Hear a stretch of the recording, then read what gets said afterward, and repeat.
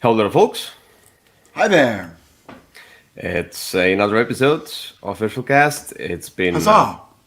3 weeks, not two, uh, but due to some circumstances, 1 week we both were at our, let's say, you had a convention and I had something, I did. something at home, but something similar to convention, kinda in camp. So we're gonna talk about that in a moment. But yeah, we've been out for a few weeks because I had to move as well, and now I'm here at a new place. I bought what like a few days before moving. I was like, I really want all of these games right there, and I was like, okay, let's just buy a few more games so I can have less room to pack.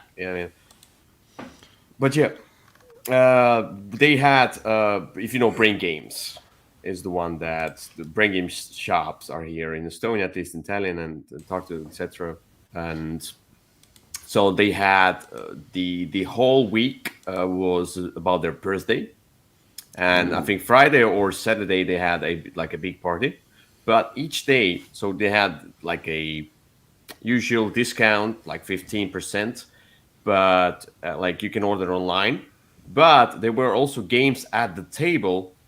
Like they could stack. They had the whole like few tables all stacked up with all the games, different games, and each day they would add another 10%. For example, they start with Oh. they start with maybe like 10% off, or maybe 15 at least, and then 20, 30, 40, 50, and I didn't have time to go there on Saturday and Sunday, where they had 70 and Ooh. 80% off. Yeah, they like stock clearance or something like that. But I mean, it's also like when the game's gone, and I could have missed some games. And so I went there on Thursday when it was minus 50, and I had some bonus points as well. So I got like another 10 euros off my order, and I got Dinosaur Island, which is very expensive here in Estonia. In Europe, it's I mean, it's it's around expensive 7. here too. I don't know. It's I mean, like here it was 80 euros. Oh, that is Yeah, expensive. that is expensive. Yeah, but even I mean, like you can find it for 70 maybe euros, but that's the price here. I mean, like it's a European price. But I got it for like 42, 43. So I don't know, maybe something like that. I don't remember. Anyway, that was good. That was a fine price. So even if I don't like the game that much, I can sell it for the same price back. Anybody Oh, can. I like Yeah, the game that much. Um, yeah.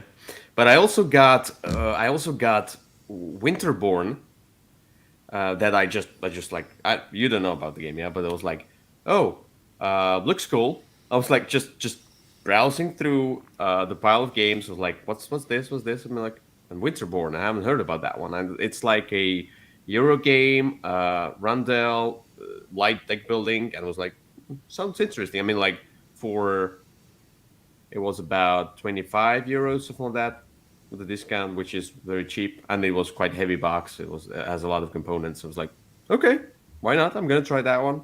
And then I pulled the trigger on Mezzo as well because it's okay. 100 euros here. Ooh.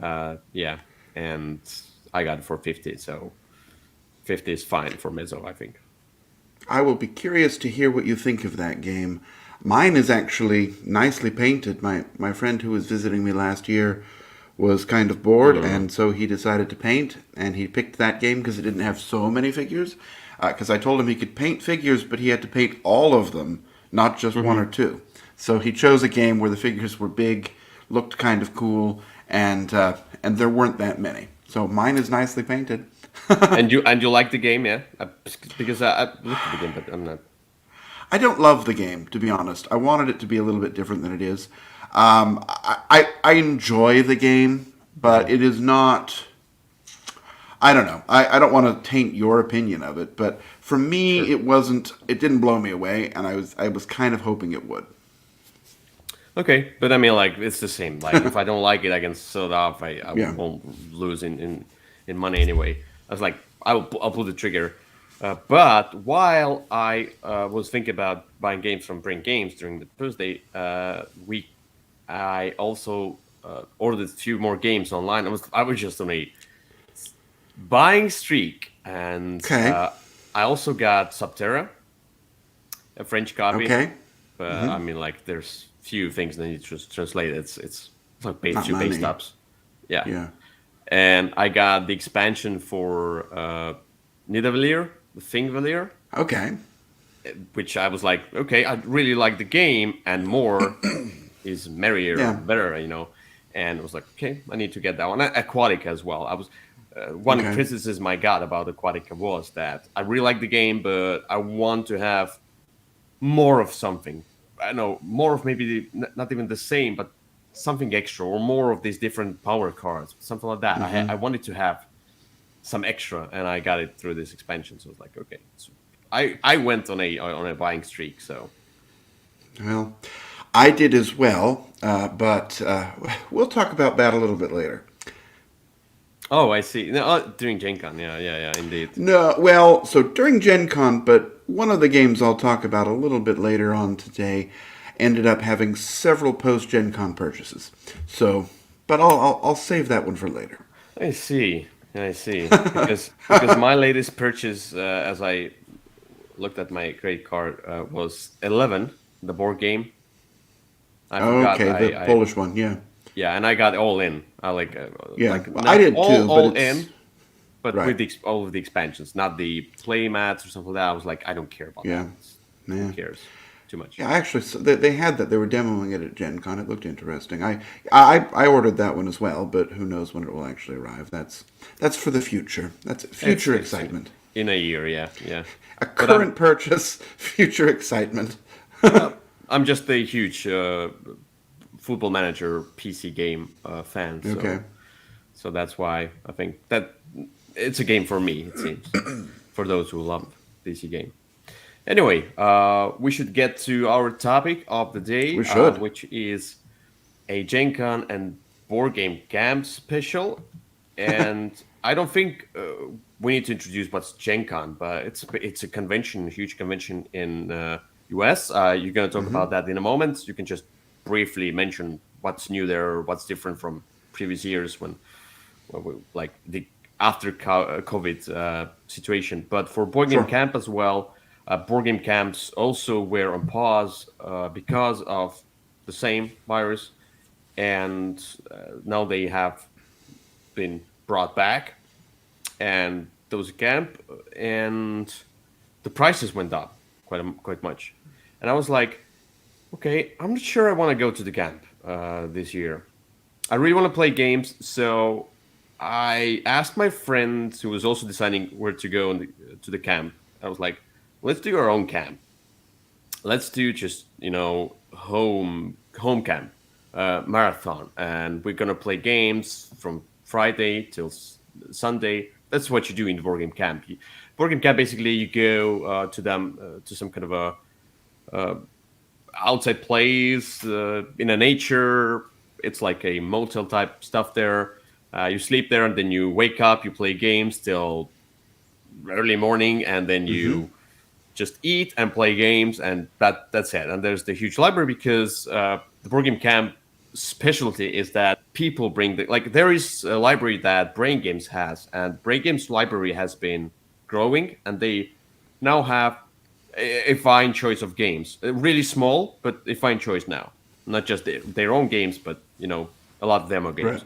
Uh, and but the most fun part is that all of the people who come to board game camp, they bring their own games with them, and they put it on the shared table, and you can grab them and play them. And so it's like a shared con where we as players, we confine the library itself of those games. Sure. So that's been for years. Kyle has been there as well. It was fun. Twice.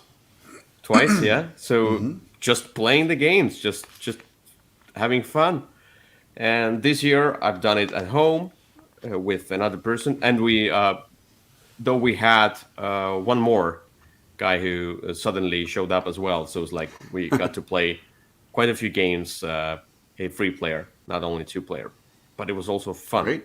and very tiring because oh my god, he chose from my list. So we each did our lists, and we had to choose 10 games from either one's list, and he chose some heavier games from my list.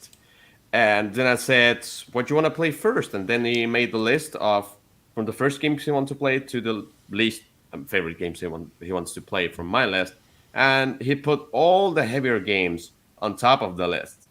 So I was like, Okay. "Okay, should we melt our brains now?" That's fine. Anyway, that's my story about the board game camp, home board game home camp. But what's about Gen Sure. Con? All right. So Gen Con, again, usually a pretty big convention, very crowded. You've been there a couple of times. I've been there every year except last year when it wasn't held for 10 years or so now. I don't remember exactly when I started going, but it's very big, very crowded, big event, right? It's the biggest event I think Indianapolis has, other than maybe the car race. But normally it's there's every big publisher, at least that distributes in the U.S. is there. Several of the European ones come as well, and there's also a few small ones. This year was a little bit different. So normally it's the last week of July or the first week of October, so it's super hot. This year it was middle of September, so the weather was much nicer. Normally there's, 60, 70,000 people there. This year there were about 30,000. So about half the crowd. And normally they have huge publishers take up all of the big booth space. This year lots of those publishers, Asmodee, Fantasy Flight, the CMON that have the big booths backed out. And so they had a lot of the sort of mid-sized or smaller publishers had their booth space. And that was nice for a couple of reasons. First of all, it meant that the thing to see was something that maybe normally would have been a little bit smaller or hidden in a corner. And so, some of like the biggest booths were Pandasaurus and Flying Frog Productions.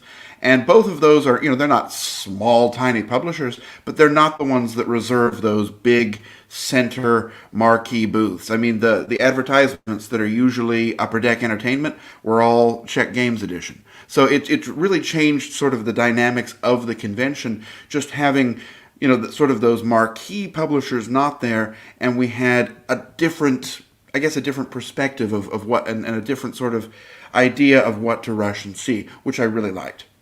I loved that there were half the people there because it wasn't nearly as crowded. I could try anything I wanted. My brother went with me, and we didn't have. Normally, sometimes if you want to try a game, you've got to wait around, see if you can come back at the open table. It's just difficult to sort of find the space to sit down and play something. Not really a problem this year. Yeah, sure, sometimes you had to wait, but it was much more accessible. I loved the fact that there weren't as many people pushing around. It didn't take an hour to cross the hall. It was really very nice, and I would not mind if it was always this size. Yeah, yeah. So that sounds cool because one thing when I went to Gen Con, there are so Gen Con and Essen, so I could compare them at some point. So I've been to Essen more times than I've been to Gen Con, and one thing that Gen Con has had, at least I don't know this time around, but there were all those different rooms where you could play games like demo rooms, etc., which Essen doesn't have. But why Essen was better for me is that there was not just a huge one huge hall where there were all the publishers and games, which was like overcrowded, but there were like five different halls, five different big sections, and some small publishers were like, let's say, in the hall 7, and some huge publishers were in the halls 1, 2, 3, and they were pretty full of people, and some halls, so you could escape to other halls. If it was too crowded, you could just go to one of the other halls, which wasn't that crowded. So the crowd moved around, and I like that. So this sounds fun that this year you had less crowd, because that was my big concern about Gen Con. Too much in a cranked space. right. Yeah, I also would. I mean, I loved the fact that the weather was much cooler. We did run into the on Sunday. The football crowd was there because I guess they had some kind of a football game. But so that was also, we don't normally cross paths with them because they're usually in the fall and Gen Con's usually in the summer. But yeah, I had a great time. Nice. That sounds cool. So, for this topic of the day, basically, what we did, we both picked 10 games that you demoed at Gen Con, I played. So, you're going to talk about some new releases. I'm going to talk about just 10 games that are from the past and from the present that I've just played from my collection and from my friend's collection. So we went back and forth with our games, and we're gonna do it in numerical order. But so you know, whoever is listening, watching this, these are not my. I'm doing like from top 10 to top one.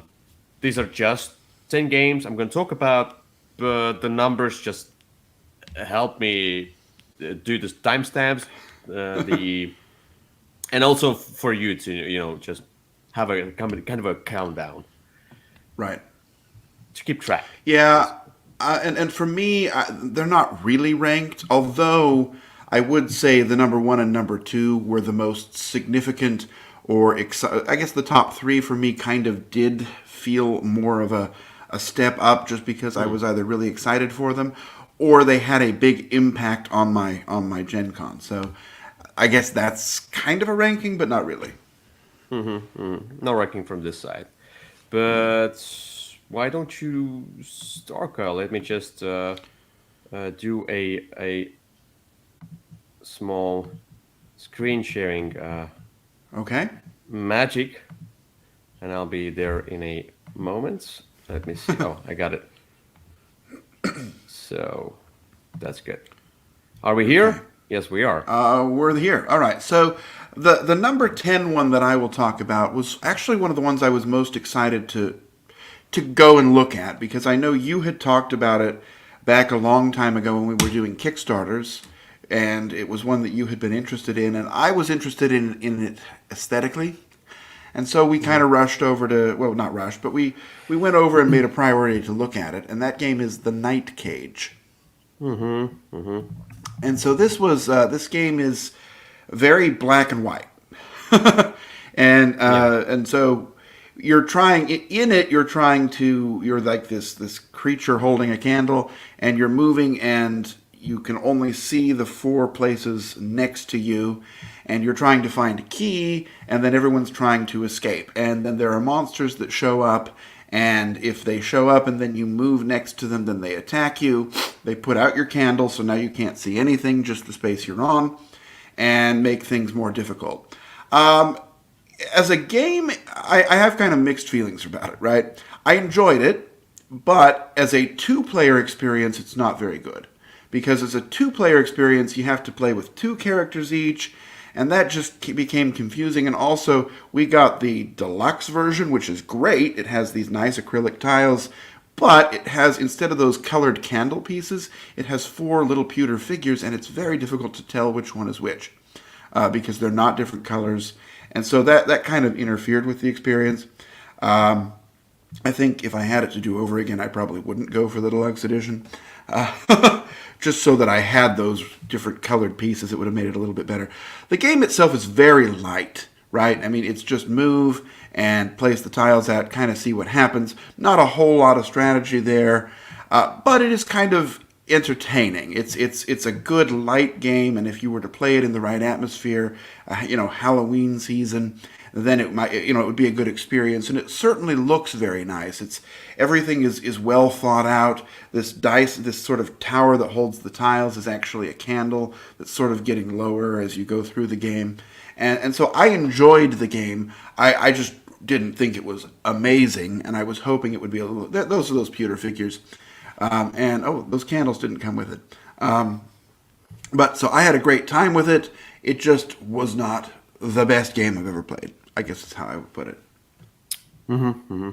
Yeah, they don't Yeah. come like that. That's they come without the colors on the base. Yeah, somebody just Somebody made the painted bases them. colorful. Yeah, yeah, Right. yeah. But it sounds cool for me. I mean, like I just as I said, I bought Subterra, which is also a horrorish explore, a creepy dungeon type thing, or there's a More of a cave cave. cave, yeah. Here, I mean, like basically the same. It gives me a similar vibe, though I haven't played the other one, so looking forward. If I like Subterra and the whole theme, I might get to this one as well. Why not? I mean, like Yeah. I would love to have more horror games, uh, like board games, basically, because as video games, horror games are like too scary for me. I'm like, it's too stressful. But as a board game, the horror game doesn't feel like very scary, but still, I love the exploration. I love the danger factor. So sounds cool. Yep. There you go. Oh, whoops. I'm Whoops. sorry. I had Hello. to. Yeah, you're back. Hi. And just give me a moment. I'm gonna get you your board game geek back. I'm sorry for that. Okay. That's it. Yeah, I accidentally pushed a wrong button. But Okay. let's get to my number 10. All right. So which is basically the first game. I have these games in an order that we played them in. Yes, it should be like that. Yeah. So the first game we played was a game that I have for a year at least. I don't remember exactly, but it's a beautiful game. It's a game that I said is it gives me Abyss vibes, but it's a very different game mechanically. That's Tidal Blades. Okay. So my friend wanted to try Tidal Blades. So I was like, okay, let's do that. And but then I was like, as a two-player game, I mean, like it has this uh not so. I mean, like it has this weird rules of a player, like an AI or something like that. So I was like, no, maybe we should do something else. But then we had the third person come there, and that was fun. And Okay. Title Blades, yeah, Title Blades itself is a worker placement game. Pretty straightforward. You go to that place, you get some resources, etc. But it also has these boards, the player boards, and dice as well. So you are trying to maximize your player stats, basically, which correspond to different aspects of the game. Like, for example, you can roll more dice. You can get some new special abilities. These are basically cards that you put in front of you, and you get better and better and better. But the one of the central pieces of the game is having different battles and challenges. So when you go to the worker spot, you get the benefits from the worker spot, and then you can also do the challenge. And these are different cards, which are basically have those symbols, and you are the the Yahtzee mechanic there. You're trying to roll the Right. faces of the die that match the icons on the card, and then you have that card, and that card gives you some strength in order to defeat the monsters, which is basically also a separate board where you can go and defeat the monsters. The difference is if you do the challenges, your dice become spent, and then you can refresh them through different means. But if you go fight the monsters, which will give you more benefits, kind of bigger rewards, and less negative aspects, they eat your dice. So if you go fight the monster, whether you have beaten the monster or not, all your dice are gone. And it's a huge, beautiful game that I still, when I played it again, I haven't played it for a long time. Played it again, I really enjoyed the simplicity of the game. Yet it was just sometimes it's cool to throw dice. It's just cool to just chuck dice and get these fruits and get these shells and try again and do this and do this. Like everything is simple, but everything feels big. Everything feels uh, fleshed out, and I don't know. It just a nice, smooth game for me, Okay. and really beautiful as well. I like the scenery, and I like the theme of it. All That's right. my 10 title blades. There you are. Let's get to your 9. All right. Oh yes, we don't. We're not waiting for the number to come across. Okay, yes, my number nine. My number nine was an interesting one. It's one of the few demos that we actually signed up for because they had it in a little separate quiet booth, and that's because it's a very much a sound based game. The game is called Echoes. Echoes, I guess. Um, and we Oh, played the cocktail. echoes. Yeah, Echoes. What's else? Ah, the cocktails. Okay, Yeah, I we got it. played the cocktail. That was the one they had for the demo. So the way this game works, it's kind of like your puzzly escape room style game, but very different because this one is entirely sound based.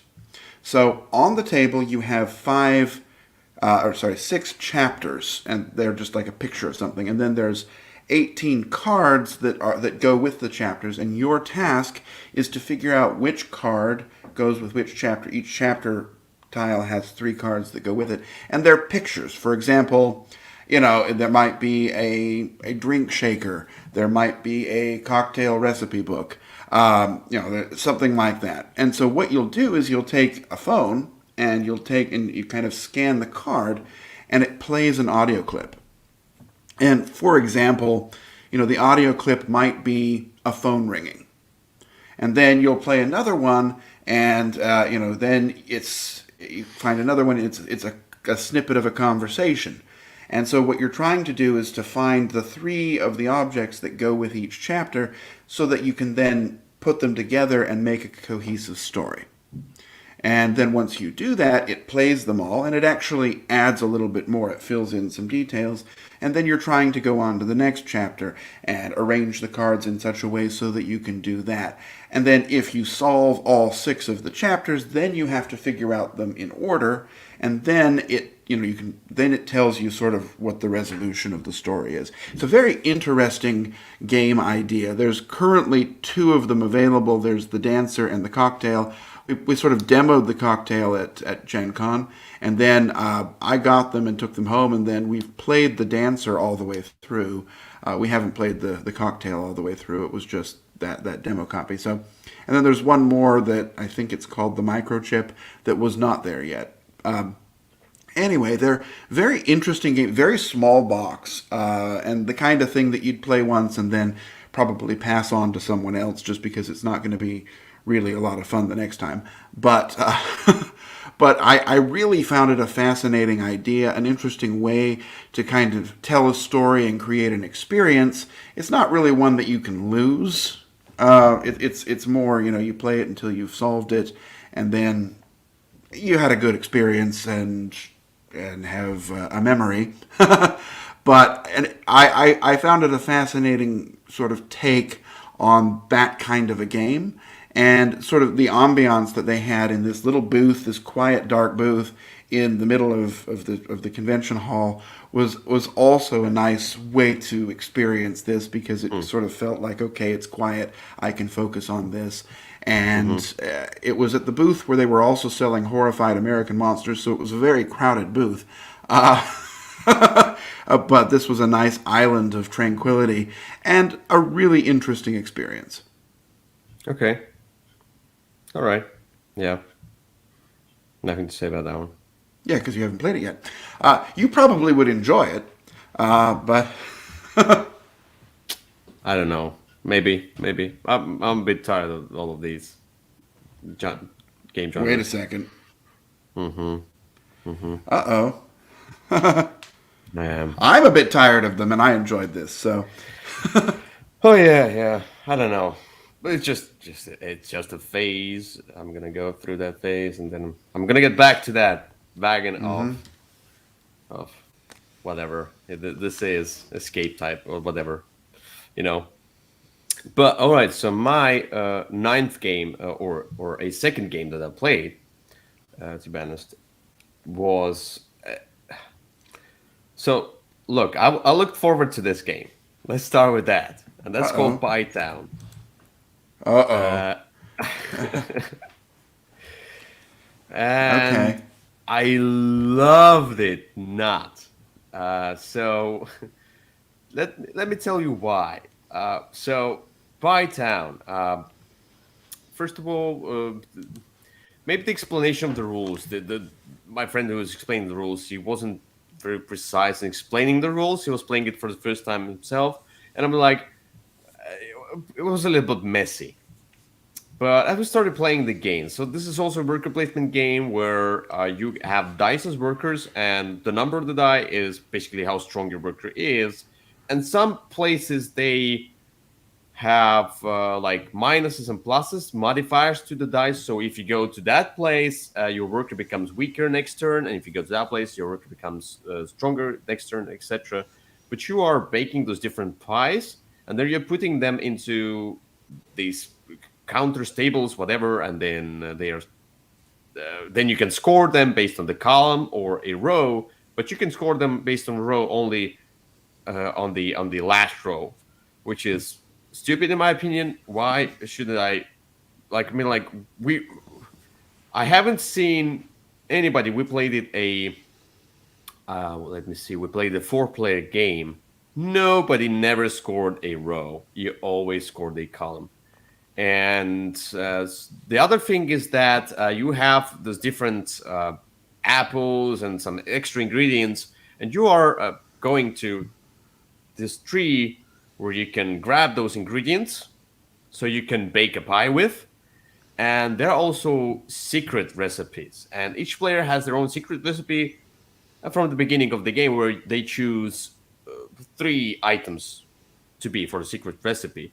And the other ones are trying to deduce what secret recipe you have, etc. So, and at some point you can bake other people's pies, which I didn't understand why it's necessary. I just like, why should I do? I just didn't understand why should I do that. Maybe I'm just stupid, but I mean, I didn't care about that at all, and I was very close to winning. So I was like 3 points behind the first player. So, and the other two that were trying to do all the stuff that was kind of written in the rule book and how you should kind of play the game, they were far behind. So I Yeah. kind of broke the game. Anyway, so overall, all of this work replacement, it's boring. There's nothing much to do. It's just bake pies, score them. I Yeah. don't know. There's nothing that stands out in my opinion. I mean, like the scoring, all right, but what would you do the rows if you have the columns? Then you should do rows or columns both. The secret deduction element in this game was really weak. What's the point of that? Get few extra points. So much trouble for a few extra points. That's not worth it. I mean, like I didn't care.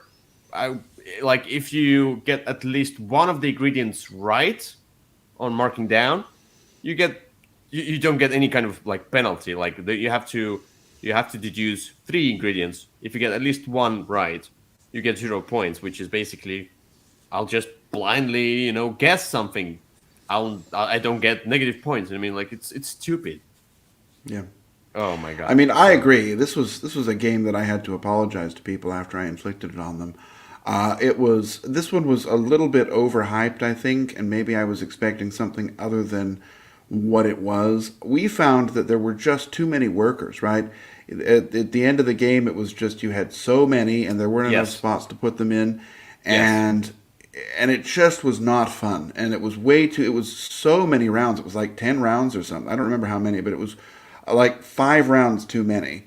Uh, yes, and yes. and it just True, sort of felt true. like you were flooded with everything at the end, Oh, it's coming and back to me. there just Oh my god. there just really wasn't any spark or anything special about the game. So it in fact it wasn't even that. It was that people actively had a bad time, and so I this was a definitely a one and done for me. I played it and everybody was like, ooh. And the next day, people, I was saying, well, let's try this game, and it's not going to be like that horrible pie game again, is it? It was just really not a fun experience for me. Yeah, it was. I was looking for a little bit crunchier experience, and you said too many rounds. Yes, yes. it's coming back to me. I totally remember that. I'm trying to forget that game, but But yeah, at the end of it wasn't like one too many rounds. It was like five too many rounds. It yeah, was yeah. like just Many, and like at the end of the game, you have these workers which are all fives and sixes, and the problem is if everybody has fives and sixes, there's that tree where you go to, and that depends how many fruits you can grab around the tree. So basically, right. if you're playing a four-player game of that, first two people just swipe off of everything off the tree, and the other two are like, "Oh, I'll get some leftovers," and I'm gonna try to do something. It was weird. I mean, like, Yeah. though, it should have been just not the dice, but should have been just meeples, and maybe I can make the worker spot stronger for me if I have some special abilities or some extra cards, whatever. It should have been redesigned completely, in my opinion. Not a good game. Forget that. All Okay, right. let's get to your.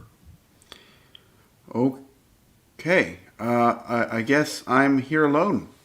I don't know what has happened here, but I will begin talking about it. As I had said before, there was the fact that Gen Con was smaller this year meant that I was able to see booths and experience things that I otherwise would not have. And one of those was this little game called Crumbs. So we kind of stumbled across it, and Just give me a moment. I was yep, away for a moment. If you haven't yeah, noticed, I did notice, but that's okay. I kept going. Yeah. Anyway, I'm back. No, it's Spy Town again. Wait. yeah. So the game is called Crumbs, and it was this tiny little company, and they had this booth, and we sat down and played it. And what it is you had different kinds of animals that were trying to Oh my compete god. for crumbs in a park. Oh my And god. the game didn't look all that striking, but we played it, and so really what you would do is each animal has a special ability, and there are these zones in the park, and at the end of the round you would drop all these cubes in the middle of the park, and then they would scatter, and that would sort of determine where you would get your points from. And if it knocked two animals into the same area, they would have a little fight. There were some actions you could do where you could take this dog token and drop it down, and if the dog were in an area, nothing would score. It was a really interesting experience. I don't know that it was an amazing game, right? It's not like there was a lot of strategy. It felt kind of random because at the end of the day, it was just where did all the cubes go, and did you happen to be in that area? But we had a lot of fun with it. It was very light, very sort of in your face, and we were demoing their new expansion as well. And the new expansion had some things that I thought were very good. For example, it had the person who ends up in last place, because at the end of the round you get your points, and those points are going to enable you to do actions in the next round. And so the person who was in last place would get a ketchup card, written just like the condiment, and if it was some sort of goal that you could do in the next round to score a whole bunch of points. And I found that very interesting. Look, I don't know that there's going to be any books on strategy written about this game, but it definitely was a fun experience. It has a good looking table presence. And, if you had the right group and you wanted something very, very light, like, hold it down or else it'll flow away light, this was a fun one, and again, one that we probably wouldn't have discovered had this been a normal Gen Con. Mm-hmm. The box cover is weird. The box I mean, covers, that's their art style. It's animals fighting for crumbs. The new expansion is on Kickstarter right now, so if you're looking for a copy, I'm sure you can find one there. But nothing. it's a cute game. It's sort of a delightful, happy game. I enjoyed the different special abilities. Again,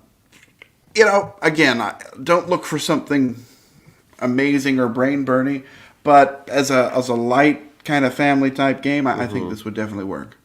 Yeah, I like the typical present, indeed. All right, let's get to my number 8, which is third game I played, which is the good old Euro game from the Vladimir Suchi. Okay. and that's Underwater Cities. Oh, So yeah, I I thought you were introduced going to this name game. another one. No, no. So basically, these are all the games that from my list of games that they chose, the ones that I've already played that he wanted to try, and Underwater Cities was one of them.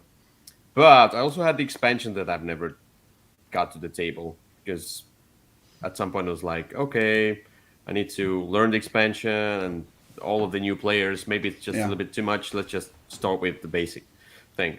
But we played. So this has these base boards from the base game, and the expansion also adds these new cool recessed boards where you have some holes in it. You can put the cities and those buildings, etc., in there. And we played with the museum module as well, and it's cool. It's a worker placement game. You know about this game. Everybody knows about this I game. It's a do. worker In placement fact, I game. taught you that game. Yeah, yeah, with card solution as well. So if you go to a certain spot with a certain color, let's say you go to the green spot, if you play a green card as well, so you can do both a card and a spot. So, and you're trying to build those different domes and buildings around that, so it can produce you a lot of resources, and then you want to get most points. It's basically a heavier Euro game out there. The expansion adds one cool thing: the quick setup. So you don't start with the first round; you start with the second round. Expansion adds these new assistants, and they are cool because you get two of them, and they are much cooler abilities from the start. And everybody gets a randomized setup as well, where you can get starting resources which are different from other players' starting resources, and maybe some buildings, etc. So it's cool. I like that variability, the asymmetry that it adds, the quick setup rules, and also the museum was it's easy. You just Yeah. want to discover stuff that are with that museum icon, and then you can get some extra bonuses. But they were cool. I like these extra bonuses. That was something small extra that didn't bother me, but didn't give me too much to think about. Wasn't overwhelming. So I like the museum module as well. Good. And overall, this is a great game. I mean, there also expansion adds some new cards into those Yeah. usual basic decks. So, and I liked all of that. I mean, it's such a nice game. It's such a wonderful, crunchy Euro game that gives you tableau building. It gives you some random elements with the cards that you draw, but not that much. A little bit of that, and it gives you that kind of a city building, kind of a building up motion.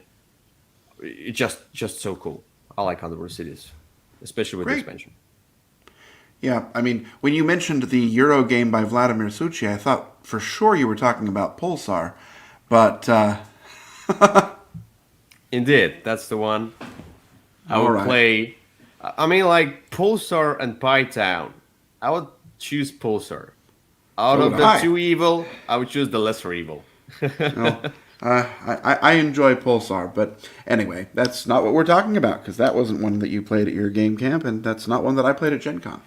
So this is Pulsar Cities or Underwater Pulsar or All Underwater right. Cities. Hey, Let's I'm get in. to yeah. Let's get to number 7. Okay. So my number 7 was a game that was I had they did a Kickstarter and it was a very small quantity Kickstarter, and so that kind of piqued my interest. And then we saw it there at Gen Con. So it's the game is called the Belgian Beer Race. I think that's what it's called. If you put in Belgian beer, hopefully you'll find it. Yeah. There you go. So again, I Okay. don't drink at all, right? So Sure. thematically, it's not that interesting for me. But I figured, yay, it's a good Oktoberfest game, right? Even though I acknowledge Oktoberfest isn't in Belgium, but anyway. So what you're doing in this game is you're basically trying to go around Belgium and visit as many breweries as possible and drink as much beer as possible, but not get super drunk, because if you get too drunk, you can't get around as easily, like you can't ride your bicycle. Uh, and you wake up the next day with a hangover, and so you have a little bit less time. And it's sort of that same mechanism we see. It started out in Jenseits von Theben, and we see it in Australia and a couple other games where you can do as many actions as you want until you're at the front of the time track. And so you've got 3 days that you're playing, and whoever's in front, that person has to wait until someone else catches up. There's sort of goal cards you're trying to fulfill. That's pretty easy. And then you're basically, most of your actions are figuring out how to get around Belgium. And there's 3 ways to travel. You can ride your bicycle. If you ride your bicycle, you always succeed. Also, you can burn off some of your alcohol, and so you can become a little bit less drunk if you ride your bicycle enough. You can also take the bus.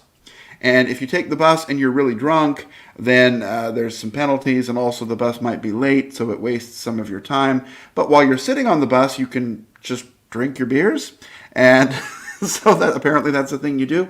And then the other option you can do is hitchhike, and when you hitchhike, you have to roll a die, and that will determine whether you succeed or not. And if you succeed, well, great, it's usually the fastest way to travel, but if you fail, then you waste some time. But you can also bribe the drivers with beer, which kind of is, I think, thematically a little troubling, but you can give them your beer, and then they will pick you up more easily. And then you're going around and doing different actions at the different breweries. It's a very simple game, but it really was a lot of fun. It sort of, was the art style is definitely, I don't know. I have some thoughts on the graphic design and the art style. Also, it's odd because there's all these goal cards and they never really explain them. They explain just a few, how some Euro games do. And yet they gave us a 40-page little booklet about all the different breweries in the game. And I really would have preferred that they also put in some information about the gold cards. There's also they've got 4 different colors of beer, and the colors don't really mean anything in the game, except maybe one goal is to drink a red one or a black one or whatever. But there's a weird little expansion where you're trying to arrange them in different orders in your backpack, which is that little grid you see up there in the middle of the screen. And you're trying to arrange them in different patterns to score a bonus, which is kind of a strange, thematically it doesn't make any sense at all, but it's a nice way to make the color mean something. Anyway, I had a great time with this game. I really did. It's super simple. It would work for just about anybody. I mean, here as a complete teetotaler, I enjoyed it. But it's just so fast and simple and easy to play and just kind of very charming. Definitely a lot of love was put into it. It was clearly designed by somebody who knows his beer and knows Belgium. But I really had a good time with this one. Yeah, so sounds cool. I mean, like the game itself. Why not? I would definitely try it out. Yeah. The art reminds me, like I look at some of the icons, it reminds me of Alexandre Rocher. It does, but it's not. Who's done the Golden Ages. The Golden Ages and Brussels or Bruxelles, whatever, 1839. One of the worst artists and graphic designers in the business. And I thought that same thing too. I thought, oh dear, is this that guy? By the way, this illustrator is from Brussels. Yeah. But, I think the designer is as well. He's done the new Brussels that's coming. Oh, he's doing okay. that one. So yeah, it seems to be a similar style to be here. Well, and it's clearly that's somebody's intent. I mean, clearly it was intentionally designed that way because you wouldn't end up with 2 people who did it. Fortunately, there's not a lot of artwork in the game. Like Golden Ages had that really terrible cover. But I mean, this art here, it's stylish. I like it more than the Alexandre Rocher's art, but it's also subjective. So, but I immediately, upon opening the box, checked to see if that was the artist. I see. Because of how it is. And I think this is it's stylized, I guess, after like beer coasters and beer bottles. Maybe it's the kind of artwork you would see on those. Uh, anyway, No, not really. no, But okay. yeah, whatever. I guessed. I have no idea. All right, my seven, or is it the fourth game I played? Yes, it is. Is another game that I was thinking seeking it out because I was interested in trying it out. And by the way, I even tried to buy this game at some point, but it was out of stock. And I was fortunate enough to get this problem. I'm like, there was like, I bought the game, and then they contacted me. We're sorry, we want to give you a refund for that game because it's out of stock. And then I eventually tried it out during this board recap. It's in the Hall of the Mountain King, and I looked at this game from the Kickstarter till basically, I was always looking at this game because I liked the idea. You were building the paths up, the trolls or whatever they are, the dwarves, trolls, and you are trying to dig up the old, I don't know, throne room or something like that. I don't know exactly. But because why? Because it's a rather abstract puzzle game. I'm not opposed to tiling games. In the whole The Mountain King, I wasn't sure that like I didn't know that it's so much Tetris. But once I played it, I was like, okay, it's Tetris, and you have those different cards at the table, and you can see them here. So these are basically the resources, and these are cards that don't have any kind of special ability or anything. These are just resources, and you can grab them. And some of them you can grab for free. Some of them you have to pay extra in order to grab them, etc. And you build these statues for whatever reason, so you can score the most points. But if you build the statues on top of some cubes, you score more points. It's also so stretched out in a sense of not even in a thematic sense, but just in a sense of what you're gonna do in this game, how you're gonna score in this game. Everything feels so technical, so mechanical, so not well rounded, in my opinion, for in the whole the Mountain King. And yeah, you just build this Tetrisy road, and you're trying to put the great holes in it, which basically are the one tile basically shaped as something Right. rectangular or something like that. If you build up those yellow paths, and you can put them on top here, you can see here, and you move around. And the cool part about the game was were the spells. I like the spells because there are three spells at the table, and then you can spend some mana or something, a special resource, a crystal, in order to use that spell, so it can help you out build things faster, whatever else. It can just boost your actions.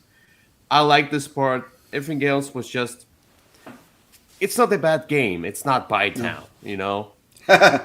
It's, but it was boring. I couldn't, linger myself to something in this game. I couldn't just grab onto something and say, "Oh, this is something cool. I'm gonna go with that." Except the spell cards were fine. I mean, I like them, but Right. everything else just seemed too abstract for such Yeah. a huge box, such a huge game, such a huge name. In the Hall of the Mountain King, you're looking at the Hobbit, you know. Oh, da, da, da, da, da, da. You know, I don't think that's the song. it's something like that. I don't remember exactly, I but mean, there is a song in the Hall of the Mountain King. yeah, yeah, Um, yeah. so, They have yeah. this in the Hall of the Mount, something like that. I don't remember exactly. No, it's more. Yeah. Dot, dot, dot, dot, dot, dot, dot, dot, dot, dot, dot, dot. No, no, no. I'm thinking about the new Hobbit Oh, I'm thinking about music. In the Hall of the Mountain King. yeah. The Hobbit one has some similar Okay. name or All right. something like that. There we go. Very well. So I played this one. This has been on my list to try again. I played it and I wasn't as excited about it after playing it as I was when I thought about purchasing it, which is always a sad place to be in. I liked sort of that kind of pyramid aspect, right? You were building up those trolls, and then you would activate one, and then it would activate the ones below it. That part was kind of interesting. But there were a lot of rules about putting stuff out on the board and what could be moved and what couldn't, what was locked in place, what you scored for, what you didn't score for, putting those statues on the pedestals. There was just a lot of stuff going on, and that kind of took away from what I wanted the game to be, which would be about trolls doing stuff. And it was more about putting out a shape and figuring out how you could put your pedestal out. And I don't know. I wanted it to be a little bit more than it is. That said, I was going to let it cool down for a while and then try it again. So it's been on my list to try again. Okay, yeah, but I just didn't like it that much, and that's fine. Okay. Yeah. By the way, the Misty Mountains song was the one from The Oh, Hobbit. okay. There were some words about that in the hole or something Okay. like that. It's so I yeah. will claim that mine is a more appropriate song for the title since they share the title. All right, then let's get to your number 6. All right. So my number 6 was one that we talked about in our Essen games that are coming out prediction list, and this one I was excited to see was in at Gen Con. The game is called Picture Perfect. I think it was called like The Perfect Moment when we talked about it in German, but the English U.S. printing is Picture Perfect. So in this game, so this is a very light game. Let me just start right there. Um, everyone, I think there's 14 or so different people, and you have to arrange them all around a table and take their picture. And that's really what the game is about. And so you've got everyone has these. There's an envelope for each character, and in the envelope it has some wishes about the picture. So, for example, I don't want to be next to any men. I want to be on the left side of the table, and I want to make sure that this lady can't be seen. So, and so you're trying to, you've got these cards, you open up an envelope one at a time, see what they are, and then try to arrange them as well as you possibly can. And then in between rounds, you're going to pass some of the envelopes on. So you'll get some more information, you'll lose access to some information, so you've got to try and make your notes as best as you can by putting the people around the table. And then at the end of the game, you open up all the envelopes and you see how well you did. Now, you don't have to put people at the table. They can be totally absent. And if they're totally absent, then you get nothing for them, neither positive nor negative. If they are and you get one of their desires, you get 1 point. 2, you get 3 points. And if you get all 3, you get 6 points. But if you get everything wrong, you lose 3 points. Also, each person has a VIP card you can tuck into the envelope, and that makes the person score an extra time. So you could set yourself up for some more points and then kind of sit on that information, or you could put it in one that you think everyone's going to go for and try and get them to get negative points. It's really, there's not a lot of strategy, but there's a little bit there. There's an advanced version where you can auction those table decorations, and the table decorations are worth an extra half point each. And I think, I've not played with the auction, but I think that would add just the slightest layer of more strategy to the game, which I think I would enjoy. I've only played it with sort of first-time people, and so we just kind of played the base game, which is fun. I had a great time every time I played this. Definitely better with more people because you have less information, and it makes it a little bit riskier.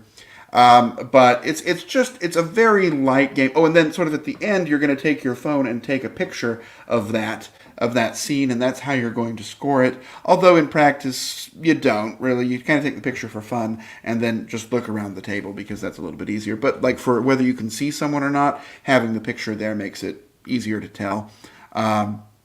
I had a great time with this, right? It's just a delightful game. It doesn't feel like anything else. It's definitely not a theme that has been overdone. I was worried it would be more like an LSAT logic problem, like, Charles is taller than William but shorter than Sally, and and you're trying to arrange them. It's not right. There's not any of that logic. It's there's three cards. You pick as many of them as you can satisfy, Mm-hmm. and it's very obvious what they mean, right? It's there's a diagram and it's described in words, very easy to figure out. No one was ever, oh, what does it mean? Be on the right side. Or be in front. It was very obvious what they all meant. It's just a very happy game. And every time we've played it, everyone's kind of come away thinking, "Oh, that was a lot of fun. I really enjoyed that." So this one was I was excited for it, and I was glad that my excitement was met. There you go, number 6, picture perfect. Yeah, yeah, sounds cool. I mean, like a different theme, a different game. Absolutely. So my number 6, or is it the fifth game? Like, yeah, it is. This is the 5th one you're talking about. Yeah, my number 6. It's a fifth game. that that confuses the hell out of the listeners. You could But write a number next to it that's number on 6 your there. It list. shows the number. No. I can totally see, but well, whatever.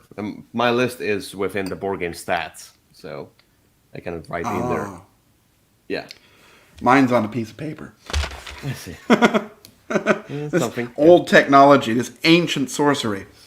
Ancient sorcery. That's it. But anyway, let's get back to the game that I want to talk about, and it takes place in a post-apocalyptic world, and you totally feel like it's this world. It's so super thematic, and it has the story element as well. But no, nobody cares. I mean, like, it's fine. I like that it adds something, but it's not completely or necessary. That's Cloud Age. Oh, okay. So yeah, the story element in Very well. Cloud Age is. I mean, like, I like how you add some things. That's nice. That's cool. I like that. But the story itself, it's just there to add stuff, to bring a little bit of flavor to just adding L1 and L3 to the board. It's this. So we played. We're going through the campaign basically, Okay. right? Kind of campaign, yeah. Basically going Kinda. through the different scenarios and adding stuff. So we played. I played it only one time so far. Then we played. Now we played the second one, the second scenario, still without the greenery tiles. But it was good because one of the players was new, so it was good to introduce the game as that.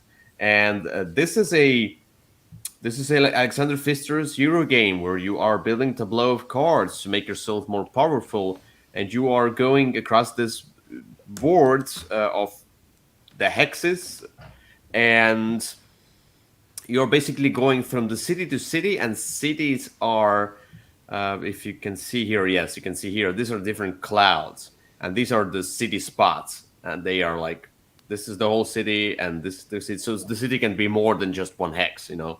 And these cities, they have some power and some bonus. So the power is basically, if you go into that city, you can fight that city. Basically, you need to get as much power in the city. It's if you have these icons on your cards, on your ship, because you can upgrade your ship as well, and so you can get more points at the end of the game. And so you will put the cube down there, and you get water, which is one of the resources. You can get some points. So you can go get some metal as well. So with metal, you upgrade more of your ship pieces, and then with water, you buy cards as a kind of a tableau building that you put down, and it's all just a smooth, fun experience of a Euro game. And the cool part about that is that there are different phases, and there's a little bit of that light deck building as well. So at the Very beginning light. of the yeah, very light, but it's still cool. At the beginning of the game, you turn over two cards, and the one that is a lower number, that's how many resources extra resources you can get as a bonus from this, or energy as well from that card. And the card with the greater number is how many movement points you have, and you can increase your movement as you get to play more cards in your tableau. But one of the phases also is building phase and like a discovery phase. So these are the different cards you can see here. The cards are in the sleeves, and the sleeves have those clouds printed on them. And you're trying to guess what of the four resources, basically water, metal, energy, and cards. What of the four resources is in a bigger quantity than the others, and you're going to those spots, you're trying to predict. And sometimes when you look at the cards, like, oh, there's a lot of that energy going on, but then the cloud just didn't show you that there's a lot of water as well, and maybe water is even more. So it's a bit tricky to see that, and I like that. It gives me that exploration vibe, something that I guess a push your luck thing as well. But sometimes you want to get less resources because some of the spaces have these extra icons, extra build icon, extra.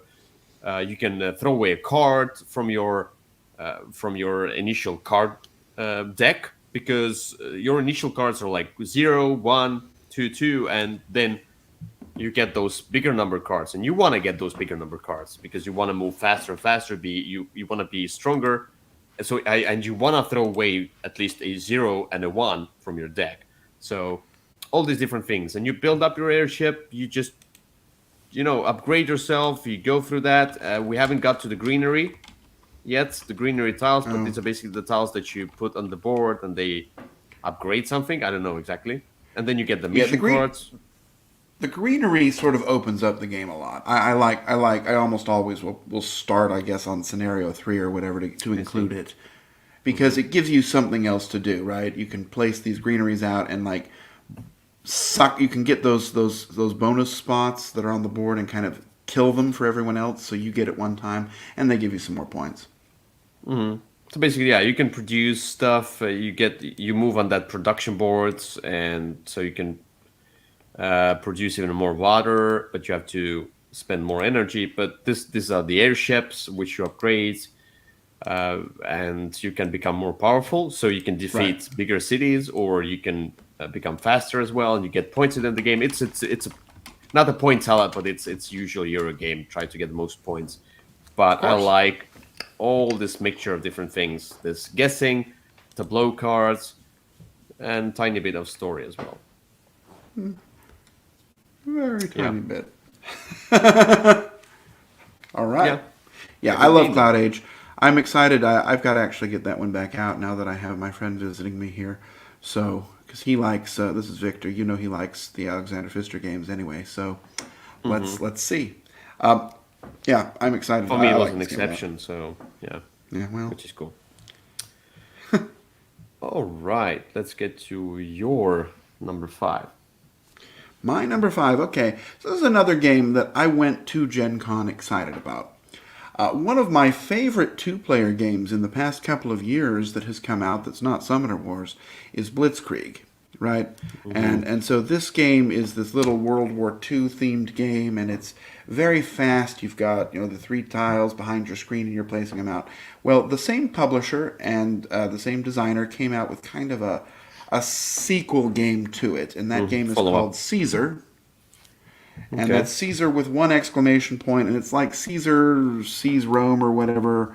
It's difficult to find, unfortunately. It's like Caesar conquer Rome in 20 minutes. It is a terrible name. This is just definitely a course in how not to name your board games. Oops. That's not it. Nope. That's definitely not it. I wanted to hit the enter, and then it... Okay. I'll find out. You can just start. Yeah, I'm trying to see if I can help you find it, but it's the one by Plastic Soldier Company. It's called Caesar exclamation point colon sees Rome in 20 minutes. Caesar. Let's see if I can. It's really a terrible. Caesar colon exclamation point, or is it? Sorry, exclamation point colon. Okay, I see it. Yeah. It is definitely the worst way to name your game. It's very difficult to find. But the game itself is a light, abstract game, but it's really interesting. So you play the role of Caesar and Pompey. I mean, the theme is as pasted on as can be, but you've got these tokens behind your screen, and and each token. It's kind of like that old game that you played, I don't know, at church or whatever, where you drew a bunch of dots and you were trying to draw the box around to try and complete the square and write your initials in it. Kind of like that. So each token has two sides, and I think they add up to six. Don't quote me on that, but like it might be a 4 on one side and a 2 on the other, and then there's a symbol. So this might be the boat symbol. So you can place on your turn. You're going to place that token out, and it's going to cross a line, and so one number will be on one side, one number will be on another, and you're trying to have control of the area, have the most value in there when it ends up scoring. And so when it scores, whoever puts the last token in there gets an immediate bonus. There's a bonus in the middle of the area, and then whoever has the most value in there is going to end up scoring it. So you can put one of your victory point tokens out there. And then depending on what you have around there, you might make a chain scoring. So you want to try and get these to be in the right order and have them go off at the right time so that you can chain your scoring and get as many points as possible. Of course, when you do that, it does blow up one of your tokens, so it's not worth anything anymore. Really very interesting game. Very fast.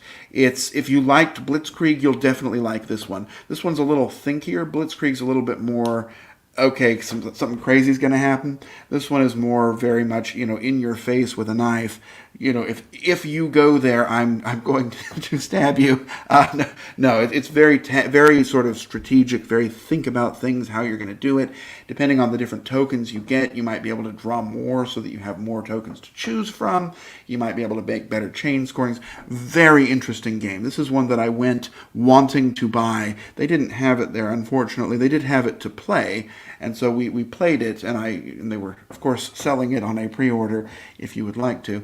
But I found this one to be very fascinating. I still think I like Blitzkrieg slightly better, but this is definitely a close follow-up. And since they're both two-player games, I really can hardly see a scenario where we play one and then don't immediately play the other one right next, because they feel like they're brothers. And it's just, I don't know. I was really impressed with everything about Caesar except its title. Yeah. And not interested at all. Well, Not for me. that's all right. I did not invite you to play it. Thank you. Thank you. So, my next game is the one that I was looking at for some time, but I was like, I don't know if that's for me. And basically, spoilers, this game is not for me. But Oh. a beautiful game that's called Basque. Oh. Yeah, Basque is a game about trees, and it is really beautiful. And as you can see here, maybe you can see here, that's the picture here. But basically, it's an abstract game, though it has some theme in it.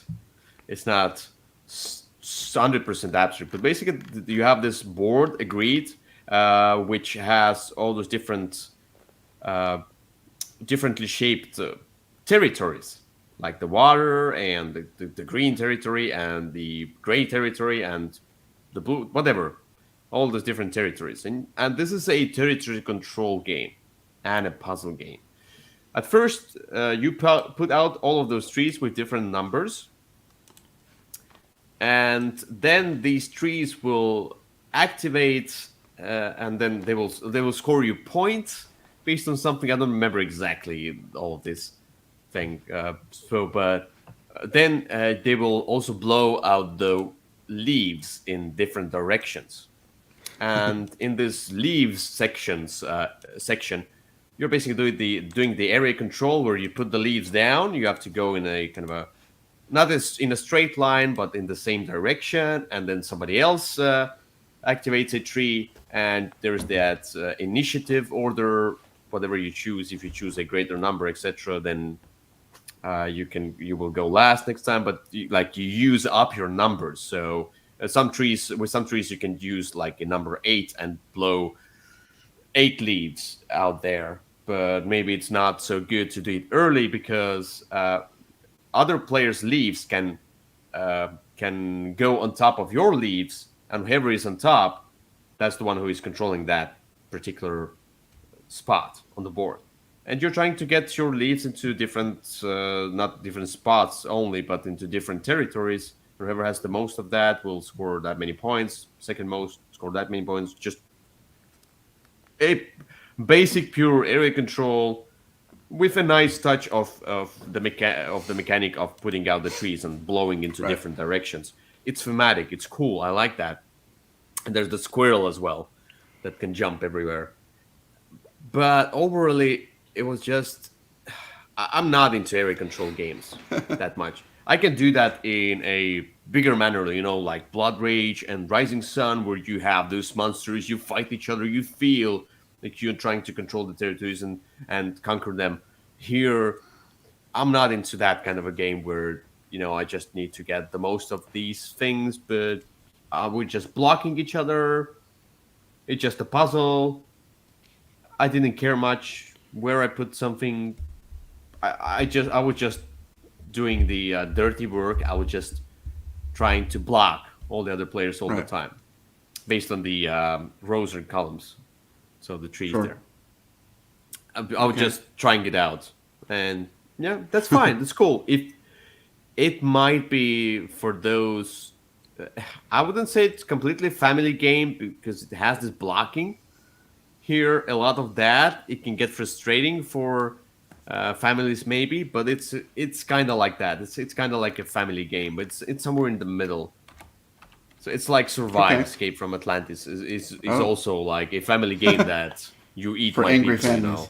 Yeah, yeah, yeah. Makes sense. But if you're fine with that, if you are competitive enough, then this is something for you, but just not my taste. Okay. Well, there you are. I mean, this one it looks like photosynthesis, right? It has those same trees, and I did not like that game. And that made me think, I know they're different, but that made me think, I'm not Yeah. really excited to try this one either. And so I've just not played that one. So, fair So, or not, that's the way it is. what's your number four? What you have played? Okay. So my number four, the next four were definitely the top four games for me from Gen Con, hands down. And the first of the four was one that when we saw it there, I had heard about it, and I said to my brother, "I've heard that game's a lot of fun," and we went over and played a game of it, and the game is called Dream Crush. And so Dream Crush is like, it's definitely sort of a party style game. It's not a heavy strategy game at all. But you have three potential love interests, How do and you? they dream and then a new word crush. Okay, so it's two different words. Okay. Yeah. Yep, Dream Crush. So you have three potential love interests, and they're drawn from a Oh. deck of, I don't know, there's like 70 of them. Yeah, there you go. And they're, of course, these very nice 80s style pictures, and then very bright colors. And then Yeah. there's sort of a situation happens. And so then you're supposed to write down which of the crushes you think you'd want to go to a movie with. I don't know. And then everybody writes down the one they think they're going to go to, and then one that each of they think which one the other players are going to pick. And then you answer the question, and you draw a little heart around each one that you got right. And so you sort of tell the story of, why don't I want to get into a hot tub with this guy? Or, why don't I want to take this woman home to meet my parents? And then, it's sort of as you're going through it, you learn more about these people. Like this person, he makes bags on an Etsy shop that are made of old license plates. And this woman has a huge tattoo of, I don't know, a naval ship on her abdomen. It's sort of just random things that come out, and then you're sort of reacting to that and changing who you want. And then at the end of the game, you score up how many of your opponent's guesses you got right, and that's who wins. But it's very much a sort of get to know you style game. It's very much this is one that immediately when I played it, I thought, okay, if we have like Office Game Day or something, this is the kind of game I would bring because it's just sort of very light, very fun, very laugh and joke and tell stories type of a game. Also, if you like the game Unusual Suspects, which is the one where you put out the people in a grid and you answer random questions about them. This game could be, you could use these cards for that as sort of a mini expansion for that game, which is a bonus if you have that game, and it's a great game. But very much a light party style game, but a ton of fun. And then, it has create your own cards, which I normally think is stupid. But in this one, there's like two for each of the different decks. It's not like there's a ton. But this is one I could totally see myself doing it. Because, you could put in, and that was one of the promos they had for you at Gen Con. If you bought your copy there, they would make your own deal breaker card and put it in the game. You can also do it as, you can flip the three crushes around so you don't see their picture. And then have it be sort of like a love connection, snatch game of love type of a situation. This one was a lot of fun. And again, if you don't like party games, you're probably not going to like this one. If you're easily offended, maybe, be careful of who you play it with. But I found this to be really just a delightful kind of throwback style game that I'm really excited to try in a bunch of different contexts. All right, fine. Yeah. That's my style. So have you played Dream Crash? No, I won't. Oh, okay. You're waiting for the cruise? Yes. Okay. Right, so my number 4 is a game that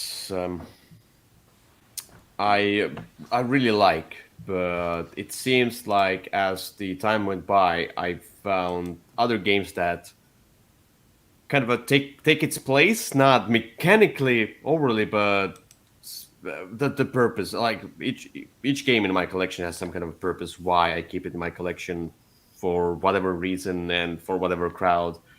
And one of these games, Museum, is the one that I kept in my collection for a reason that it's beautiful, it's easy, it's just a set collection. I wanted to have a set collection game, but the one that feels a little bit bigger and more beautiful. And Museum is the one. You're collecting those different artifacts, and I have different expansions, archaeologists, the People's Choice, the World's Fair, the Black Market, which I didn't like. It's too take thatty, and it's just a lot of take that, and just it was just for such a peaceful collection game, it wasn't a good fit, so I didn't like that much. Well, all the other expansions, especially Archaeologist, is good. It adds a layer of strategy into that. But you are basically collecting the cards from the center of the table and trying to get the collection into your museum, scoring the most points. And there are these different colors, which are basically civilization cards. And they're also symbols on those cards. You have to, for example, have different colors but the same symbol, or the same color and the symbol doesn't matter. And you get those different decks, and you get some favor cards, whatever they're called, which are special abilities, which make you do better stuff. And there you have the museum, the characters, the people as well that you hire, so you can get some extra stuff. A lot of that usual, Euro gamey stuff. You can make yourself better. The archaeologists adds also the opportunity. For example, you could grab cards from any part of the world, basically, but with the archaeologists, you need to send those archaeologists first to those places in order to grab the cards from them. But you can buy cards from other players, archaeologists, buy the permission to get the cards, and then you get the World's Fair and some extra stuff where you can score. There's another board where you can put the cards down. You invest those cards into those special collections, but you can get a lot of points. Basically, that's it. You just have to play it yourself, see if you like it. I like the Vincent Dutray art. Every card has different piece on it, art piece, and it's just beautiful. And you have a little bit of that fact going on underneath the card. The text, the flavor text as well. And you, as you play the game, you look at these texts and you're like, oh, this is from that century. Oh, this is cool. This is cool. It's like archaeological, historical stuff as well. But it's with the expansions, it's cool. This game for me needs the expansions, but with all of that, this game feels too long for what it is, too simplistic, too simple. And I have other games that I've kept this game for a reason, for certain crowds, etc. But then I got extra games, like for example, Lost Ruins of Arnak is not the same mechanically, not the same I game. was gonna say. No. What I mean, it's the same. It serves the same purpose in my collection. Something that's mid-weight, beautiful, not too crunchy. I play with my girlfriend who is not a gamer, and she got this game and she really liked the game. So I was like, okay, so will she play Museum now? I don't think so.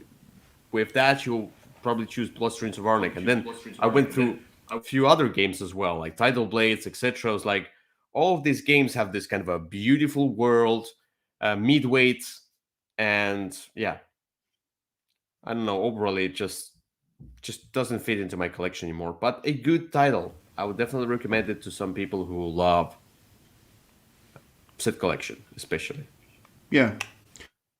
I mean, I like this game, but I didn't like right arranging the cards on that board. That one piece I didn't like because it felt messy, and so I don't know. I enjoy the game. I think it's enjoyable, and I'm looking forward to the new edition that has those recessed player boards, which I think is going to help solve that one problem that I had with it. Oh, but I think it's the museum pictures or something like that. That's not a new version of the game. It's the new game. Oh, I don't know. I thought it was a new. There was on the Kickstarter not long ago. Well, about a year ago, there was a new version of Museum. I think so. It's this one. No, that's different. Okay. I'm thinking No, of a re. There's a re-implementation of this Museum game. that's the one. It implements museum, as you can see here, re-implemented by Museum Picture.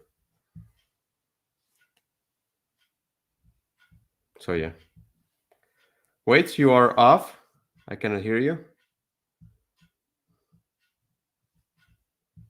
Kyle, I cannot hear you. Kyle, are you there? I cannot hear you. You have your mic on mute. Oh, okay. Well, that will. There we go. I'm having a little trouble with my headphones. I see. I can hear myself now. Yeah, because I have my headphones aren't working, so I have it. I have the speaker coming through my computer, so I'm going to put it on mute when I'm not speaking. My headphones seem to be misbehaving. Yeah, no, I know there was a Kickstarter for a big box edition of Museum as well, and that's the one I'm thinking of. Okay, so let's get back to that. And through the technical error, I'm going to give you the spot to talk about your number 3. All right, my number 3 is again one that I was very excited about going in, and that is Horrified American Monsters. So this is the new version of Horrified, and it is it's not an expansion. Now that's regular horror. There you go. So this is not an expansion to Horrified. This is a new separate base game. It has 6 different monsters, and they're sort of American cryptid, sort of folklore type monsters. You've got Bigfoot there, you've got the Jersey Devil, and then you've got a bunch of the Chupacabra, and then 3 that nobody's ever heard of. But that's okay. They're fun. It's sort of the same kind of a thing. You're going around. You're trying to defeat the monster. Each monster is defeated in a different way. It is. It's if you liked Horrified, you'll like this one. There's the nice thing about it is that none of the monsters are like a direct port over from Horrified. It's not like, okay, this one's Dracula. No, each one has its own way to be solved, its own way to be beaten. Some of them are a little complicated, like the Jersey Devil. You've got to figure out three. You've got to find three characteristics, and then you have to look at the pictures of all those different characters that are in the game and try and figure out which one has all three characteristics, and then get that one, go to that one's location and fight the Jersey Devil that way. Or Bigfoot never attacks anybody, but instead you have, if you're not with him, he kind of rampages, and you're trying to stay near him and take pictures of him and try and locate him. It's very interesting. There were a couple of typos in the game that were kind of obvious, like, some of the tokens said police station, but the police station wasn't actually in the game. There was just a sheriff's station. So unfortunately, there are some technical sort of quality control issues that are going on there. But I don't know. I was very excited to see the game.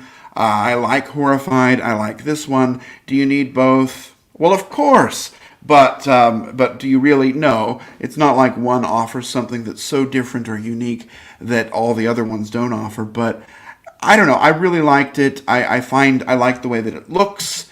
A lot of love went into the production here, just like original Horrified. And as soon as this one becomes widely available, I think it'll be a hit. In fact, I think they said at Gen Con that they've had more pre-orders than they can really even imagine on this game. So I think it's going to be another hit for them, and I'm happy. It's a great cooperative game, a great game to play in the Halloween season, and a nice sort of follow-up to their first game. Do I wish they were compatible? Yes. Right. I mean, of course I wish that I could have Dracula and Bigfoot in the same world. I understand why that's not possible, and it's because I don't know if you've played Horrified a lot, but the cards of base Horrified are specifically designed for that game, and they reference the monsters that are in that game. And so making a compatible edition would require moving cards in and out and around, and it would be a lot of setup that just wouldn't be very much fun for a game that's as light as this one is supposed to be. Anyway, I'm really excited that I got myself a copy, and I look forward to playing this one more, and I look forward to whatever else is coming in the series. Maybe there's Horrified European monsters or something like that. Who knows? It's just it's a great game, and I was very excited for it. So now the microphone's back to me. That sounds weird. Just the silence out of nowhere. No, I haven't played Horrified, and I'd be eager to try it out. So why not? Definitely. But yeah, once I try it, maybe I'll also try American Monsters, and then I'll give you my opinion.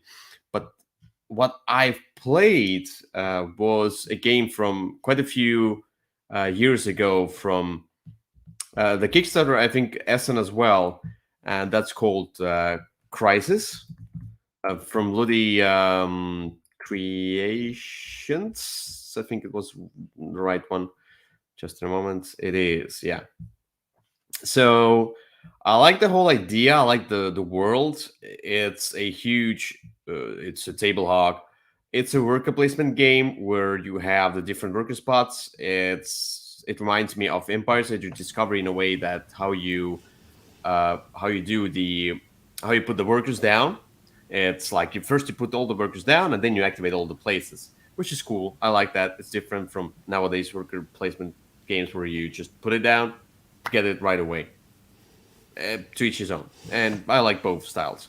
And this is an economic game where you have to be precise. You have to be sure you manage your community or whatever you have there building up. You get the buildings as well. You can manage all of that tightly, manage your resources tightly, because there's that central kind of I don't know, the tracker, which tracks the economy, and if the economy goes all the way down, we'll lose. Everybody loses. Nobody wins.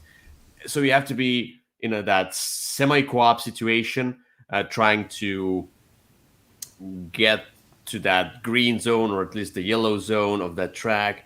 And so with that, all of the players must invest into that. All the players must have more points and grow their point value as the game goes by.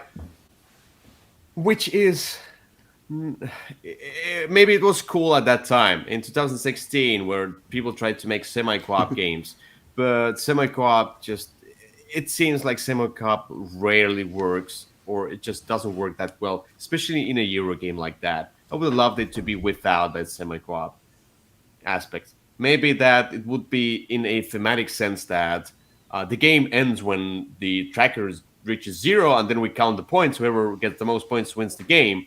That would be cool.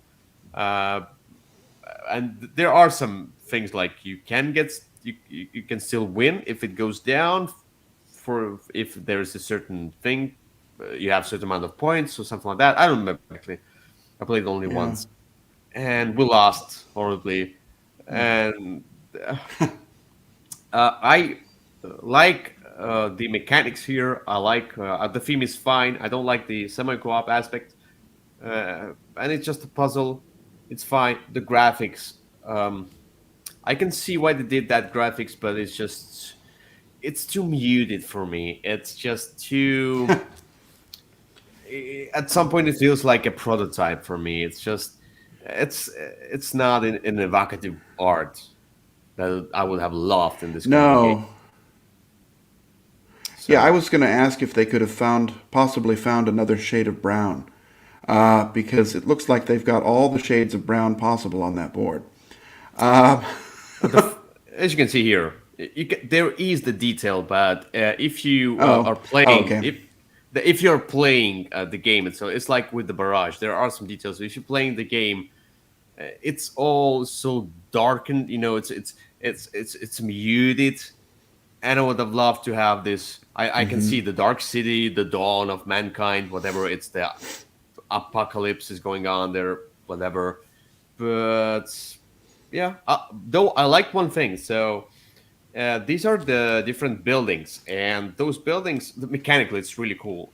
Many cool ideas, and those buildings can be activated by the resources and the people, and you get those workers, rectangular, not your workers meeples, but there are other workers as well, and you can put those workers to work on these different factories, whatever they are, and you need to match the icons because they have the specialty, basically just like the icon. They don't do anything special. There's no special ability. And you match the icons, and then you can put the workers down here so you can produce extra stuff, extra energy, money, resources, whatever. You can exchange all the stuff. You have this kind of exchange table here. You can. There's plenty going on. I would have loved it to be crammed down, to be a not not a lesser game, but kind of like a lesser game, a more Yeah. streamlined game in a sense that there are less spots, but those most juicy spots would be the ones that you focus on. So this game could be redesigned and graphically as well, and would be a blast. All right. But Well, it's a good game. I liked it. yeah. That's it. I've not played it, so I can't really comment at all. But I've seen it. So there you go. Yep. All right. Let's get to your number two. Okay, so my number two, I mentioned earlier, this is one that kind of defined the Gen Con experience for me. This was not one I was looking at when I went in, but it is one that has resulted in a lot of post Gen Con shopping. So, as I mentioned earlier, one of the big booths, the big booth that's normally Fantasy Flight's booth, was held by Flying Frog Productions. And they Mm-hmm. make a rather large game called Shadows of Brimstone. And Mm-hmm. I had always been uninterested in that game because you had to put together a whole bunch of models. Like you had to cut them off the sprues and put them together. But because they had so much booth space, they had enough demo tables that we sat down and played one demo. And it was fantastic. It was just a lot of fun, right? It's this great story of these old cowboys that go into a mine and essentially find Cthulhu there. Not necessarily Cthulhu, but kind of that sort of a thing. They find all kind of monsters. They're getting some stones. They're mutating. They're doing combat. Lots of special abilities. So what's They your choice? transform. Shadows of Brimstone. Oh, I would just put City of Ancients. That's one of the core sets. Okay. Okay. There's literally 300 expansions for this, right? Little expansion packs, different monsters you can buy. Look, it doesn't look great, right? It doesn't have table presence. It has those sprues that you see right there center. You're going to be cutting those things off, gluing them together, and but the game itself is just a lot of fun. It's not a heavy strategy game. It's more of this story. You'd play the campaign, you'd play it with the same people, develop your characters between scenarios, and you can buy lots and lots of other worlds that you can go to.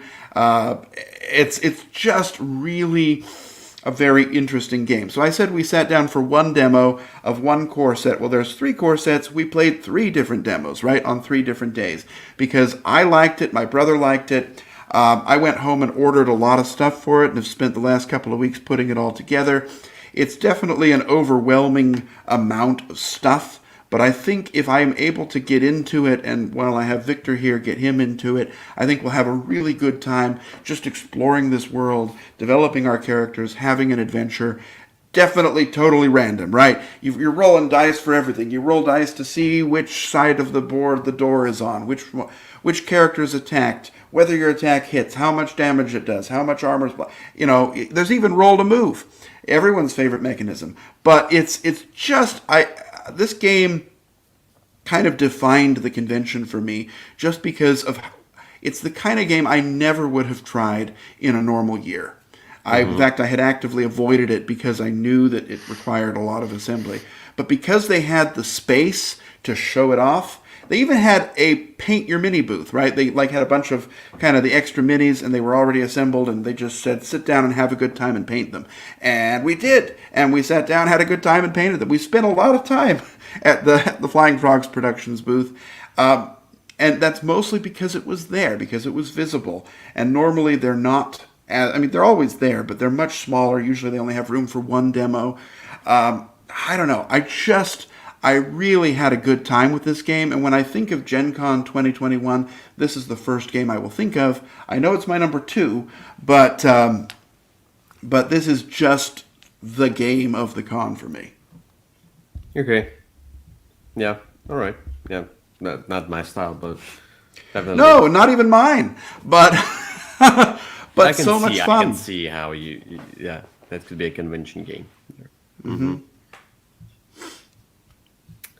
All right, so my number 2, I'm not going to talk too much about that one, just briefly mention one of the games that I was surprised that person who made the board game Camp Whip didn't play yet. I was like, what? Are you sure you haven't played it? Maybe you just were playing while in sleep, I don't know. It's Wingspan. Oh, okay. Him being a gamer and he hasn't played Wingspan. Yeah. There's always somebody that hasn't played Wingspan. That's fine. No, I'm just kidding. But yeah, it's an extremely popular game. And so Wingspan, not gonna show you too much. Not gonna talk about too much. Everybody has seen Wingspan. But I showed it to him with the European expansion. He loved it. He said it's one of the best games he played so far during the board game camp, our board game camp. So it's like, wow, that's a really, really huge game. He was very blown out by the whole production art, and he said as well that he avoided this game because of the bird theme. It was like, yeah, everybody's talking, but it's birds. I don't know. I don't care. But then he played. It's like, those birds don't bother me. That theme is cool. I like. He avoided because of the theme, but then he liked the theme. He liked the whole concept. So, yeah, Wingspan. It just seems to get a lot of love. It does. It's a good game. All right, let's get to number 1. Okay, so my number 1, this was a game I had heard about going in, and I thought it was coming to Kickstarter, so I wasn't even thinking about it, but when I saw it was there, it became a game that I went to pick up. The game is called Vagrant Song, and that's one word, V-A-G-R, Okay, there you go. Got the Vagrant Song, okay. Okay, so So, okay, and hear me out here. This game is, so what it has going for it. It's got that sort of 1930s Bosco style artwork, those old cartoons. It was sort of redone in Cuphead. It's extremely charming. It's these old sort of cartoony artwork that is just like, it's like catnip for me. And so I was already in with that. What the way the game works is you're a couple of hobos that have gotten on a train, and as you go in the train, a mysterious gloved hand helps you aboard and then shuts the door. The door disappears without a trace, and you're just going through this train, and it's haunted with ghosts. And you're going through, and I think there were there's between 20 and 22 missions, depending on things that happen. And you're going through this train and you're playing through the scenario. So what I liked about the game is it's sort of that whole dungeon crawly feel, that Shadows of Brimstone we just talked about, but done on a much simpler, streamlined way. Instead of like lots and lots of terrain and a huge sprawling board, you've just got one board, and it's got 3 train cars in kind of a checkerboard pattern. And you've got very simple terrain that you're going to put out, and you're going to interact with it in different ways. But what it does is it makes every single scenario feel very different. You've got this character that you're developing from game to game. That's great. But, in one scenario, there's this ghost and he's just ignoring you. He's just kind of wandering around. He goes from one end of the train and then he goes back. And if you happen to run across him, he does bad things to you, but normally he's not gonna do anything with you. Then there's, some scenarios where the ghost is like actively hunting you down, trying to kill you. And then there's some where it's like a sliding puzzle, right? There's like these things and you've got to get them in the right place so that it'll open up this area. There's one where you kind of, at the end of one scenario, you kind of blow up the middle of the train. And then the next scenario, the train is like collapsing in on itself and you're trying to escape to the sides. It's fascinating. You've got 3 actions on your turn. They're these little cute little coins. Someone's put them in coin holders there, but they're just little discs. And you can place them on your actions. That's going to determine how many times you can do the action, how strong it is, sometimes what you have to roll if you're going to try and succeed at the action. And then there's all these event tokens in this bag, and those are what drive the game. So the way the bad guy, the ghost, is going to activate is going to be dependent upon, you've got this scenario book, and it says if you draw a nail, he does this. Very simple, easy to manage, not sort of a complicated, line of sight, priority, all this stuff. It's a very easy game to get in and play. I played through it at home alone because that's what I'll probably play it with Victor again. So I've only played it solo with 2 characters, played through the entire campaign, had a fantastic time. One of the best games I've played all year. Definitely a great find at Gen Con, a great game for sort of the Halloween theme.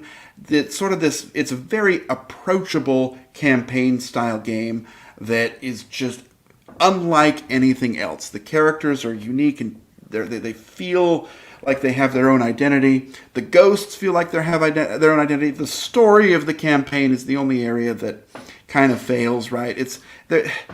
It's okay, right? You go from one car and it's snowing, and then in another car it's falling apart. I don't know that there was a lot of connected story. That's the only thing that I didn't think was amazing about the game. But everything else, and you don't have to play it as a campaign, right? You could open to scenario 18 and just play it, right? Give yourself 2 skills or something. It would be fine. You wouldn't be missing anything by not having done all the stuff before. I just really, really enjoyed this one. Mm-hmm. Yeah, that sounds cool. I like the art. It's different. It just reminds me of the Cuphead. It reminds me a little bit of the Fallout as well. The Fallout has a little bit of that vibe with its Big Boy. Thanks. Now I'm going to have to play that. Because I love this sort of old style artwork, this sort of hand-drawn cartoons. It hits me in a special place. And games that have that. There was also that Village something or other that was on Kickstarter a while ago that also had this. But this one, it's just adorable. but it's a little bitier than the adorable artwork makes you think it'll be. Yeah, if you see here, it's maybe it's not completely here. Yeah. Um, but I mean, like in the Fallout video game, I mean, you have this kind of a this Pip Boy. You can see here Okay. a little bit of All right. that. Did old Yeah. artwork as well. So, but yeah, yeah, that sounds cool. Vagrant Song. Vagrant Song. It was a And surprise. yeah, and my number one is the game that I never heard about. I was like, okay, let's just try it out because um, this game consists of four different games actually, and it's basically a system. And there's the now I don't remember exactly what they are, but Dicium is the one. That's the box, and it consists of four different games. And one is the Crazy Cup. It's basically a rally game. Dungeon is the dungeon crawler kind of a co-op game, civilization themed game, which I also wanted to try. And the Shogun is like one versus one, something like a or two versus two uh, skirmish game and stuff like that. I don't know exactly. I've only played the dungeon. That was the final game we played because we were really tired of all of the huge games, a lot of thinking, and was like, "Do you have a co-op? I want to try something simple co-op, something cool." And so we put out the Decium, and it has the central part is basically this is the civilization, but who cares? The central part here has this dice and things. Not the central part here, but there's that central rule set mechanics that you use in every of these four sub games or whatever, and then you have to read the rules for each sub game Okay. separately. So I wanted to try Civilization, but we haven't. So we played the co-op game. As you can see here, there's a Shogun, and maybe I get to that at some point. I don't know where it is. Oh, you can see is it dungeons here? No, it's Shogun. This one is Okay. dungeons. Okay. So in dungeons, at least the module I played. This is the one where you have this board and you have the dice in front of you, and you're rolling the dice trying to get the kind of like a poker hands.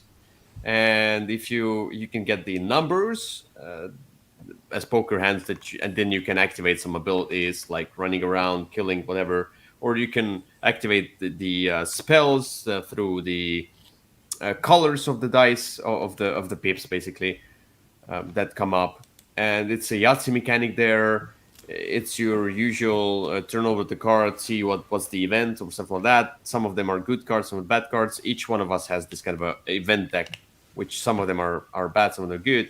We're trying to find the treasures that are hidden there, and in some of the treasures there's the crown of the Goblin King, and eventually as we run out of time, the Goblin King comes out and he moves on that. This is not a blood trail, this is a carpet, a red carpet, and he moves on that red carpet, and if he gets to his throne, then we lose the game. So we're trying to fight the monsters in the way.